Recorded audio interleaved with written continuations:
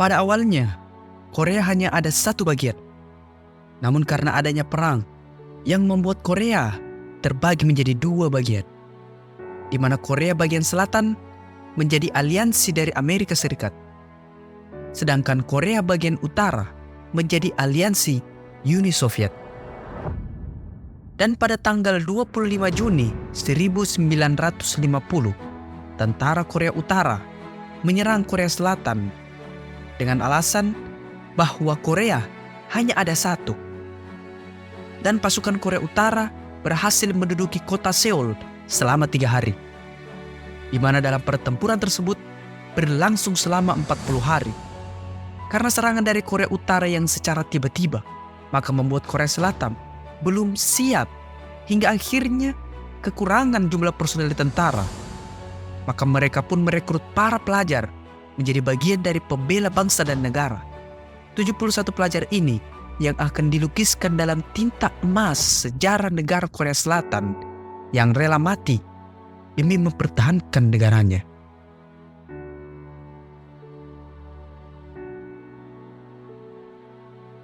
Salah satu tentara bernama Jang Beom yang menjadi sukarelawan di pasukan Korea Selatan disuruh membawa beberapa amunisi kepada pasukan yang ada di atas gedung. Karena melihat kalah jumlah dari segi pasukan dan amunisi, Komandan Pusat memerintahkan kepada komandan pasukan bernama Kapten Kang yang sedang berperang untuk mundur dari tempat tersebut. Namun Kapten Kang menolak dan mengatakan bahwa mereka masih ada kemungkinan untuk menang. Saat Jang Beom membawa amunisi di tengah-tengah perang yang sedang berkecamuk, Jang Beom sempat hampir tidak sadarkan diri karena ledakan yang beberapa kali hampir mengenainya. Setelah berhasil sampai di atas gedung, Jang Beom pun memberikan amunisi tersebut. Lalu dia berlari kembali ke pangkalan awal. Namun saat Jang Beom belum sampai di pangkalan awal, tiba-tiba ia ditarik oleh salah satu tentara yang bernama Kim Jun yang menyuruh Jang Beom untuk ikut ke garis depan. Saat mereka mengintai pasukan Korea Utara, tiba-tiba mereka mendapatkan serangan dari pasukan Korea Utara. Jang Beom yang merasa sangat ketakutan tidak mampu menembakkan senjata miliknya. Saat Kim Jun berhasil menembak seluruh pasukan Korea Utara, tiba-tiba satu pasukan Korea Utara muncul dari balik rumah dan menembak Kim Jun. Setelah menembaknya, tentara tersebut kemudian menusuk perut Kim. Melihat hal itu, Jang Beom hendak menembak tentara Korea Utara tersebut. Dengan gemetar, Jang Beom memasukkan peluru ke dalam senapan. Namun tiba-tiba, beberapa pasukan Korea Selatan lainnya datang dan menembak tentara Korea Utara tersebut. Kim Jun berhasil selamat, namun ia mendapatkan luka tusuk di perutnya dan juga beberapa luka tembak. Kemudian komandan pasukan Korea Utara telah masuk ke dalam wilayah Korea Selatan. Dia bernama Kapten Park. Kapten Park menyuruh kepada seluruh pasukannya agar menyerang pasukan Korea Selatan dan membunuh mereka semua. Saat Kapten Kang meminta bantuan dari markas pusat, tiba-tiba pasukan Korea Utara yang berjumlah sangat banyak menyerang pasukan Korea Selatan. Pasukan Korea Selatan pun banyak yang tewas dan sebagian lainnya mundur karena melihat jumlah pasukan Korea Utara yang sangat banyak. Setelah berhasil mengalahkan pasukan Korea Selatan, maka pasukan Korea Utara akhirnya mengganti bendera Korea Selatan dengan bendera milik Korea Utara yang menandakan bahwa wilayah tersebut telah menjadi milik Korea Utara. Pasukan Korea Selatan berniat menghancurkan jembatan agar mencegah pengungsi dan juga tentara Korea Utara masuk ke wilayah Korea Selatan. Kapten Kang yang melihat para pengungsi yang ditahan menjadi sangat sedih. Namun di situasi perang, ia harus tetap menjalankan perintah. Setelah selesai meledakkan jembatan, akhirnya pasukan Korea Selatan tiba di markas terdekat. Para tentara yang luka pun dibawa menuju ruang medis agar bisa diobati. Begitupun dengan Jang Beom yang menggendong Kim Jun masuk ke dalam ruang medis. Jang Beom pun menunggu agar Kim bisa diselamatkan. Namun, para dokter dan perawat yang jumlahnya sangat sedikit kewalahan dalam menangani pasien yang begitu banyaknya. Hingga akhirnya Kim Jun tewas setelah kehabisan darah. Jang Beom yang melihatnya pun sangat menyesal karena ia tidak sempat menembak tentara Korea tadi yang akhirnya membuat Kim Jun harus tewas. Kemudian Jang Beom mendapat perawatan dari seorang perawat. Setelah memeriksa Jang Beom, perawat tersebut mengatakan bahwa gendang telinga Jang Beom pecah. Lalu perawat tersebut menjahit luka yang ada di tangan Jang Beom. Sementara itu, Kapten Kang menghadap komandan pasukan. Di dalam markas, Kapten Kang mempertanyakan pasukan cadangan kepada komandan. Jika pasukannya terus mundur, maka bisa-bisa pasukan Korea Utara akan berhasil menguasai Korea Selatan. Para tentara lainnya pun mencoba menenangkan Kapten Kang yang sudah mulai marah dengan kepemimpinan komandannya. Lalu komandan pasukan tersebut menjelaskan bahwa mereka sudah tidak memiliki pasukan cadangan. Para satuan dan divisi lainnya juga bertempur di lokasinya masing-masing. Sementara itu, para pelajar telah tiba di sekolah mereka. Sekolah mereka menjadi markas para tentara Korea Selatan. Mereka pun dipersiapkan sebagai tentara cadangan yang akan melawan pasukan tentara Korea Utara di daerah tersebut. Setelah para pelajar yang berjumlah 71 tersebut berkumpul, mereka pun diberikan senjata dan amunisi. Tak lupa, Kapten Kang menunjuk Jang Beom sebagai pemimpin mereka. Para tentara pelajar tersebut akan melawan tentara Korea Utara yang akan menyerang nantinya. Sedangkan para tentara nasional Korea Selatan akan menghadapi pasukan Korea Utara di Sungai Nakdong. Karena jika para tentara Korea Utara berhasil melewati Sungai Nakdong dan menguasai wilayahnya, maka Korea Utara sudah hampir pasti akan mengambil alih negara Korea Selatan. Setelah memberi sedikit arahan kepada para pelajar tersebut, para tentara nasional Korea Selatan pun pergi menuju Sungai Nakdong. Sementara itu, barigade pasukan Korea Utara sudah mulai bergerak menuju Pohang, tempat para pelajar tersebut. Setibanya di jembatan, mereka pun terhenti karena jembatan tersebut telah dihancurkan oleh tentara Korea Selatan. Letnan kemudian memberikan pilihan kepada Kapten Park bahwa jika mereka ingin menyeberang, mereka membutuhkan waktu 3 hari untuk bisa membangun jembatan sementara. Sedangkan jika melewati gunung, mereka akan sampai dalam waktu 2 hari. Namun jalur gunung tersebut memiliki risiko yang lebih besar. Terlebih lagi mereka membawa peralatan dan amunisi yang banyak. Lalu Kapten Park menyuruh letnan agar semua pasukan melewati sungai dengan berenang, sedangkan tank dan amunisi akan lewat gunung. Lalu letnan memerintahkan semua tentara agar berenang menyeberangi sungai. Sementara itu, di sekolah, Jang Beom hendak membagi mereka menjadi 2 bagian yang memiliki tugas masing-masing. Namun salah satu pelajar yang bernama Gapjo tidak mau menuruti perintah Jang Beom. Gapjo menganggap dirinya lebih baik dari Jang Beom. Kemudian Jang Beom memerintahkan kepada pelajar lainnya yang mau bersedia menurutinya agar mengubur para jenazah. Lalu mereka pun melaksanakan perintah Jang Beom dan bersama-sama mengubur jenazah korban perang. Lalu setelah mengubur mayat, mereka kemudian berlatih menembak. Untung saja, ada salah satu di antara mereka yang pernah latihan menembak. Jadi mengetahui bagaimana cara menyiapkan senapan hingga cara menembak. Namun mereka harus menghemat amunisi karena persediaan amunisi yang mereka miliki tidaklah banyak. Para pelajar pun berlatih singkat cara menembak yang benar. Berharap mereka setidaknya punya dasar menembak, walaupun dasarnya sudah paling dasar lagi. Saat pertama kali mencoba, banyak dari mereka yang kaget. Pada saat peluru tertembak, ada tekanan yang terjadi hingga beberapa pelajar bahkan sampai tidak kuat memegang senapan tersebut. Kemudian 3 pelajar yang selalu merasa paling jago memilih untuk berjaga di dalam gudang makanan. Mereka mengawasi tentara Korea Utara di dalam sebuah gudang yang berisi bahan makanan sebagai persediaan mereka. Namun, saat salah satu pelajar menemukan granat, maka ia pun mengambil granat tersebut dan memperlihatkannya kepada kedua temannya. Lalu temannya yang gendut, yang tidak berhenti mengunyah, mengambil granat tersebut. Dan ya, bisa kita tebak, si gendut menarik pelatuk dari granat tersebut. Melihat hal itu, kedua temannya pun panik dan menyuruh si gendut untuk melempar granat itu keluar. Si gendut pun melempar granat tersebut, namun saat ia melemparnya, granat itu justru malah terpantul ke dinding dan akhirnya jatuh di atas tumpukan kentang. Melihat granat tersebut masih ada di dalam ruangan itu, mereka pun akhirnya meloncat keluar.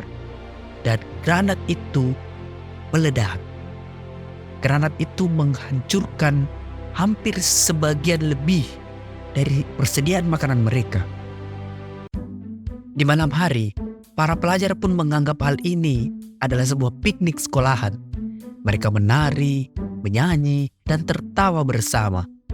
Memang itu ada bagusnya juga, agar mereka tidak terlalu khawatir dan mencemaskan apa yang belum terjadi. Namun, entah sampai kapan mereka bisa tertawa. Sedangkan di depan mereka, orang yang akan membantai mereka sudah dalam perjalanan.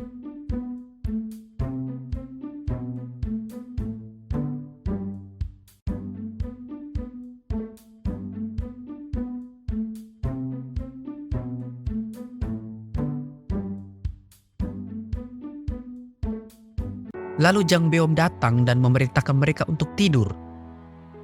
Sementara beberapa pelajar yang ditugaskan menjadi piket malam hari agar berjaga dan mengawasi musuh. Tiba-tiba saat Jang Beom beristirahat, salah satu pelajar datang dan mengatakan bahwa mereka melihat gerombolan orang. Mendengar hal itu, mereka pun siap siaga. Apakah gerombolan orang itu adalah Tentara Nasional Korea Selatan atau Korea Utara? Maka Jang Beom pun menyuruh mereka agar tiarap dan bersembunyi. Namun saat para tentara Korea Utara itu hampir melewati mereka, salah satu pelajar berdiri dan membuat batu bata di atasnya menjadi terjatuh. Hal itu yang membuat para tentara Korea Utara akhirnya melihat mereka. Karena sudah ketahuan, para pelajar pun menembaki tentara Korea Utara tersebut. Karena para pelajar menyerang mereka secara tiba-tiba, akhirnya para tentara Korea Utara itu bisa dikalahkan. Lalu, saat merasa bahwa pasukan Korea Utara itu telah tewas, maka mereka pun memeriksanya. Setelah memastikan semua tentara Korea Utara itu telah tewas, mereka pun kembali ke sekolah, bagian beristirahat dan sebagiannya lagi berjaga untuk piket.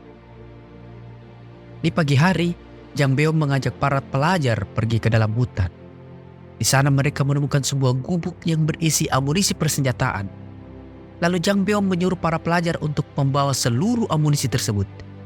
Di tengah perjalanan, saat terjadi perselisihan antara Gapjo dan salah satu pelajar lainnya, di balik semak-semak muncul tentara Korea Utara yang melihat mereka.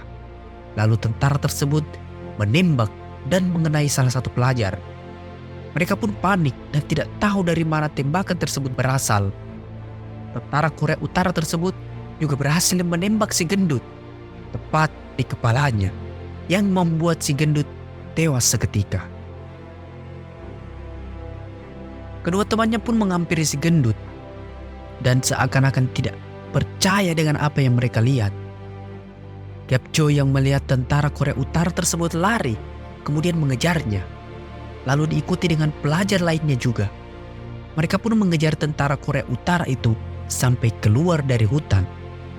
Ternyata saat mereka mengejarnya hingga ke padang rumput, para tentara Korea Utara telah menunggu mereka. Dan saat para pelajar telah mendekat, salah satu tentara Korea Utara keluar dan menembak mereka semua. Gapjo yang melihat ini hanyalah jebakan, maka ia pun menyuruh teman-temannya untuk segera tiarap. Beberapa dari mereka yang tidak sempat tiarap akhirnya harus tewas karena terkena tembakan dari para tentara Korea Utara. Sementara sebagian yang lain mencoba kembali dengan menunduk agar menghindar dari tembakan Korea Utara. Para pelajar pun sempat memberikan perlawanan balik. Mereka mampu mengalahkan beberapa tentara Korea Utara. Gapjo dari arah belakang akhirnya menemukan para tentara Korea Utara dan Gapjo pun menembakinya. Karena merasa terdesak, akhirnya para tentara Korea Utara mundur. Lalu mereka pun kembali pulang. Sesampainya di sekolah, Gapjo pun mengubur sahabatnya, yaitu si gendut, yang tewas karena pertempuran tadi. Para pelajar yang terluka pun segera diobati agar bisa terselamatkan.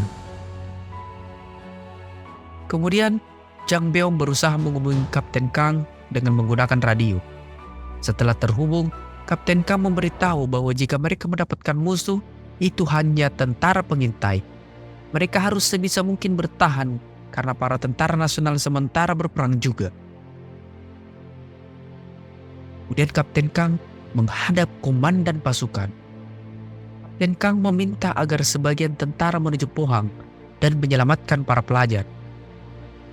Namun komandan pasukan malah memarahi Kapten Kang karena tidak bisa melihat situasi sekarang yang sedang mereka hadapi. Mereka sedang berperang juga, dan perang para tentara nasional lebih penting dari para pelajar, karena jika tentara Korea Utara itu berhasil menguasai Sungai Nakdong, maka Korea Selatan pasti kalah perang. Di dalam perang, terkadang kita harus mengorbankan hal yang kecil untuk menjaga hal yang besar lainnya. Sementara itu, satu pelajar yang melarikan diri saat pertempuran di hutan tadi berhasil ditahan oleh tentara Korea Utara. Mereka pun menginterogasi pelajar tersebut. Lalu saat Kapten Park datang ke tenda interogasi, Kapten Park kemudian membawa pelajar tersebut kembali ke sekolahnya dengan menggunakan mobil. Setibanya di sana, para pelajar pun berdatangan ke arah mobil Kapten Park. Mereka menodongkan senjata kepadanya. Lalu Kapten Park mengembalikan pelajar tersebut dengan selamat. Lalu ia bertanya, siapa yang memimpin mereka? Jang Beom pun menghampiri Kapten Park. Lalu Kapten Park memberitahu bahwa mereka hanyalah tameng yang digunakan para tentara Korea Selatan.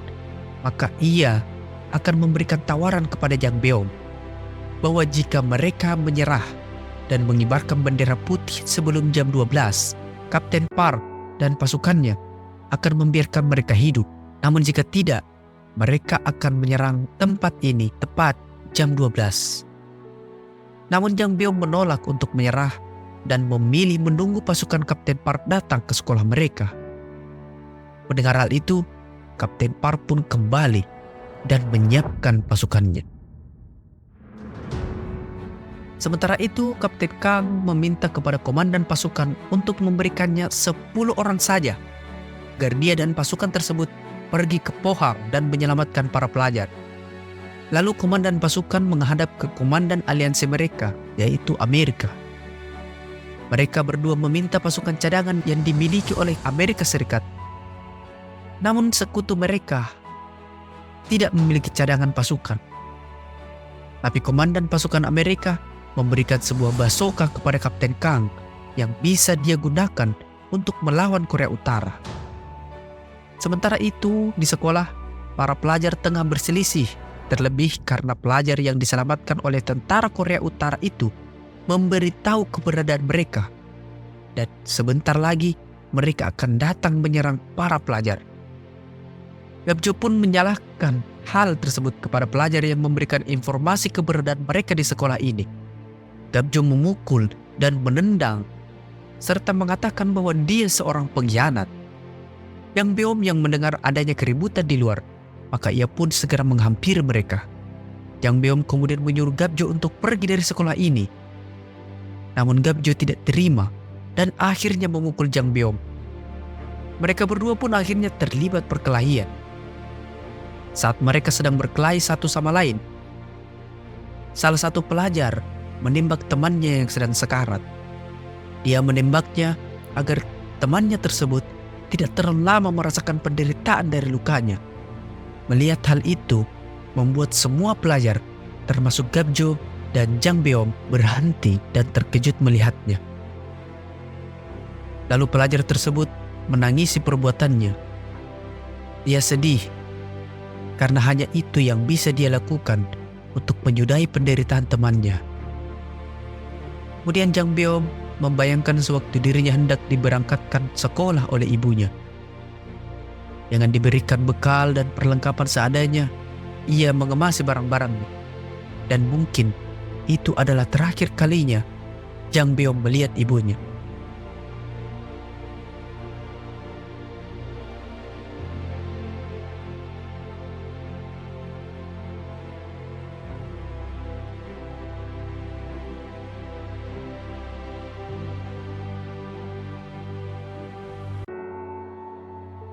Kemudian para pelajar menyiapkan persenjataan dan memanfaatkan amunisi yang ada untuk melawan tentara Korea Utara yang akan datang menyerang mereka. Mereka bersama-sama merakit sebuah bom dengan botol kaca. Lalu mereka juga memasang area pertahanan dengan meja dan bangku dari sekolah. Saat pasukan dari Korea Utara sudah sangat dekat dengan sekolah mereka, maka para pelajar menembakkan rudal yang telah mereka pelajari. Melihat pasukannya yang dirudal oleh para pelajar, membuat Kapten Park menyuruh seluruh pasukannya menyerang dan membunuh para pelajar tersebut. Mendengar perintah dari komandannya, maka seluruh pasukan Korea Utara akhirnya berlari dan menyerang sekolah para pelajar. Sementara di sekolah, para pelajar telah siap di posnya masing-masing. Setelah pasukan Korea itu hampir sampai, tiba-tiba Jang Beom memberikan kode untuk meledakkan bom yang telah mereka buat. Dan saat bom itu meledak, bom itu membuat banyak dari pasukan Korea Utara tewas. Lalu mereka menembaki pasukan Korea Utara tersebut bersama-sama. Saat pasukan di garis depan sedang mengisi peluru, maka pasukan yang ada di atas lantai 2 menembaki pasukan Korea Utara bergantian. Mereka memberikan taktik perang yang luar biasa yang tidak terpikirkan oleh pasukan Korea Utara. Dengan gagah berani, mereka menembak dan mempertahankan kehormatan negara mereka.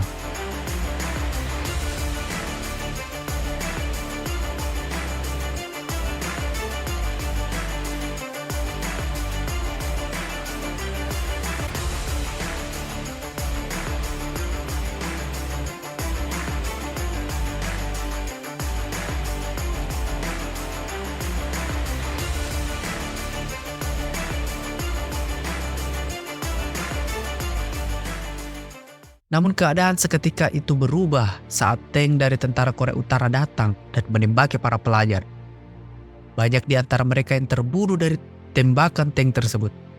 Melihat hal itu, salah satu pelajar akhirnya memberanikan diri untuk maju ke garis musuh dengan membawa bom dan mencoba menghancurkan tank tersebut. Dia pun naik ke atas tank dan masuk ke dalamnya sambil membawa bom, yang akhirnya membuat tank tersebut meledak dan hancur. Jang Beom yang melihat para pelajar telah terdesak, akhirnya menyuruh mereka untuk masuk ke dalam gedung. Saat mereka sudah mulai terdesak, Gabjo datang dengan membawa truk yang bermuatan amunisi dan senjata milik Korea Utara. Gabjo menembaki mereka semua dengan senjata tersebut. Gabjo mendapatkan amunisi dan senjata itu setelah mengambilnya dari tentara Korea Utara yang tersesat di dalam hutan. Lalu saat berada di depan gedung sekolahnya, Gabjo menyuruh teman-temannya untuk mengambil senjata dan amunisi yang ada di dalam truk. Kemudian tank yang lebih besar datang. Tank tersebut menembaki gedung yang membuat para pelajar harus mencari tempat yang aman di dalam gedung. Salah satu pelajar kembali mengorbankan nyawanya saat melihat tank musuh mulai mendekat. Dia pun berlari ke depan tank tersebut. Pelajar itu pun harus tewas setelah dihujani tembakan dari tentara Korea Utara. Lalu saat tank tersebut menginjak tubuh pelajar itu, maka rudal yang dibawanya pun ikut meledak, yang membuat rantai roda tank tersebut menjadi terlepas, yang akhirnya tank itu pun tidak bisa berjalan. Kemudian para tentara Korea Utara berhasil masuk ke dalam gedung sekolah Para pelajar pun mencoba bertahan dari gempuran tentara Korea Utara. Saat Jang Beom dan Gap Jo berlari ke atas gedung, mereka pun menembaki pasukan Korea Utara itu dari atas. Namun, mereka kembali harus berlari menyelamatkan diri setelah sebuah tank mengarah dan menembakkan rudal ke arah mereka. Kemudian Kapten Kang datang dan dengan basokannya ia menembaki tank Korea Utara itu.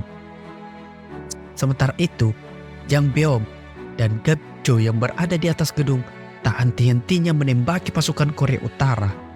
Tersisa hanya mereka berdua yang masih bertahan setelah semua teman-temannya tewas dibunuh oleh tentara Korea Utara. Lalu Kapten Kang pun datang dan mencoba menyelamatkan Jang Beom dan Gap Jo. Pasukan Kapten Kang pun menembaki tentara Korea Utara. Namun karena Jang Beom dan Gap Jo hanya berdua di atas, menghadapi begitu banyaknya tentara Korea Utara yang mencoba naik ke atas dan membunuh mereka, maka mereka pun tertembak yang membuat mereka terluka parah. Lalu komandan pasukan dari Korea Utara yaitu Kapten Park datang dan menembaki Gap Jo dari arah belakang. Saat sudah terluka parah, Gap Jo pun masih bisa menahan Kapten Park. Namun Gap Jo harus tewas setelah Kapten Park menembak kepala Gap Jo yang membuatnya tewas seketika. Lalu saat Kapten Park hendak membunuh Jang Beom, diam-diam Jang Beom mengisi peluru senapannya.